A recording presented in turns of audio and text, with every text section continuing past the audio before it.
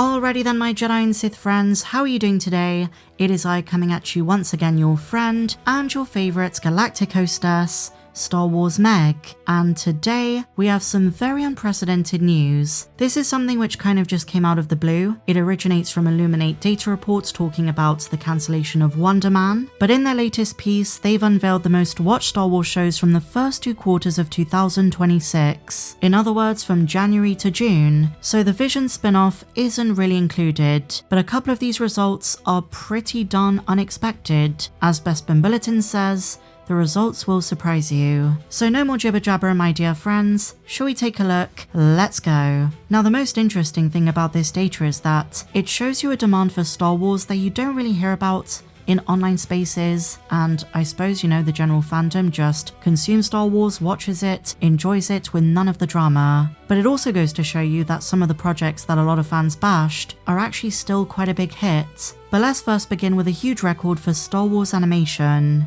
Maul Shadow Lord remains extremely popular. It was a fantastic first season. Season 2 has been confirmed to be coming in 2027. We found this out at D23 Expo, and in terms of raw data, it remains the most streamed animated show on the platform. All I can say as a prequel fan, someone who's been a big fan of Darth Maul since 1999, I'm very happy to hear this. The show was made with so much love, so much care, not just the insane visuals and the lightsaber fights, the appearance of Darth Vader at the end of the last season, but also the voice acting. For the first half of 2026, so accounting for both quarters, it amassed 1.1 billion minutes watched. And obviously a great deal of these minutes would have been up until May the 4th, when the show was actually airing, but it seems that, even a month after it finished, a lot of fans are still watching it. So that's the animated side. But for live action, unsurprisingly, The Mandalorian comes out on top. It was already an extremely popular TV show, but let's be honest, the release of The Mandalorian and Grogu in late May definitely helped these numbers. It certainly gave the show a boost. Fans catching up on the show,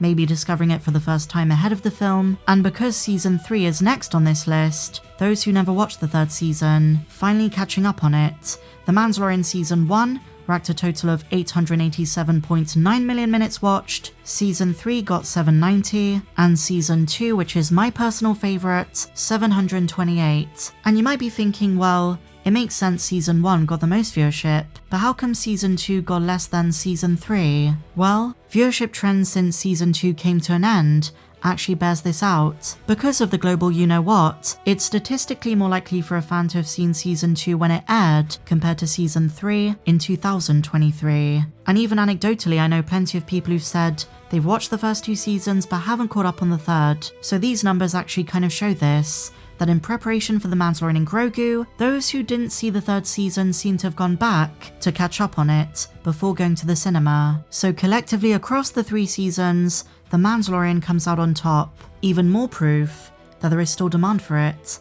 When we were talking about The Mandalorian and Grogu, and when Brendan Wayne said there are conversations about a sequel to it, I said at the time that it's a better idea for them to continue the show in its original Disney Plus format, make season 4, and the box office numbers kind of prove this. People are happy to watch Mando from their homes, on their smartphones, on their tablets, on their laptops, on their couches, but far fewer are willing to go to the cinema to see it. And we see this not just with Illuminate data, but also the digital sales for the movie. It charted at number 1 in multiple countries overnight. So Mando at number 1, then the highly acclaimed Andor. No big surprise here. Word of mouth did wonders for the 2nd season. It amassed a total of 918 million minutes watched. Most impressive. And then we come on to the big surprises. The 3 seasons of The Bad Batch, and then, at number 5, The Book of Boba Fett. 357.9 million minutes watched. And it's not just a top 5 Star Wars show this year, it reached number 9 for the most viewed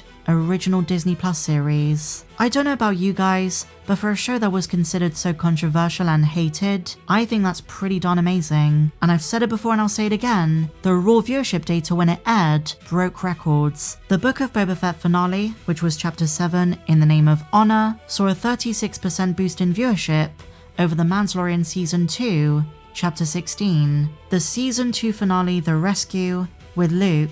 The excitement for live-action Disney Plus Star Wars shows was at an all-time high. From the second we saw the post-credits scene with Boba Fett taking over Jabba's palace, we really believed that Star Wars was truly back, the sky was the limit. Lucasfilm could do no wrong. It was before the perceived declining quality of Disney+. But I'm honestly so amazed that so many fans are still interested in Boba Fett. Again, the Mandalorian and Grogu might in part be responsible for this boost, but these numbers, 357.9 million, are nothing to laugh at. And as I keep saying, they need to stop ignoring Temuera Morrison. They need to bring Boba Fett back. As Temuera Morrison said, he's being wasted. He's on the shelf, like a jar of peaches. When the jar is reopened, he's going to be sweeter than ever before, but they shouldn't let his talent go to waste. Whatever you thought of the clunkiness in the first season, Boba Fett is still such an iconic part of this franchise. If you put the right people in charge, sorry Robert Rodriguez, but I do think it should be handed to someone else, and you bring back his badassery from Mando Season 2, and I think you've got something of a hit. The fact this many people are rewatching Book of Boba Fett